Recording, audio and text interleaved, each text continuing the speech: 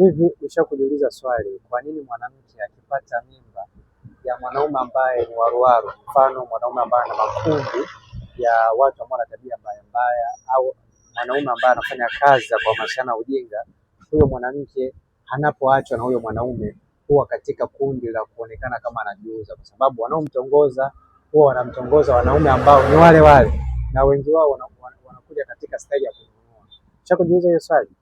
Kama hujawahi kujiuliza hilo swali, basi fanya utafiti. Kwa nini mwanamke anapozalishwa na mwanaume ambaye ni waruwaru huwa anaangukia katika kundi la kununuliwa na wanaume? Yaani aina ya wanaume ambao watakuwa wanakuja kumtongoza ni aina ya wale wale wanaume ambao, au ya aina ya mwanaume ambaye alizaa naye. Hii ni kwa sababu mbalimbali, lakini fanya utafiti utajua kwa nini mwanamke anapozaa na mwanaume ambaye ni waruwaru, anapoachwa huwa anaangukia katika upande ambao ni wa kujiuza, ama wanaume ambao huwa wanamtongoza wengi wao wanakuja katika staili ya kununua. Fanya utafiti utapata.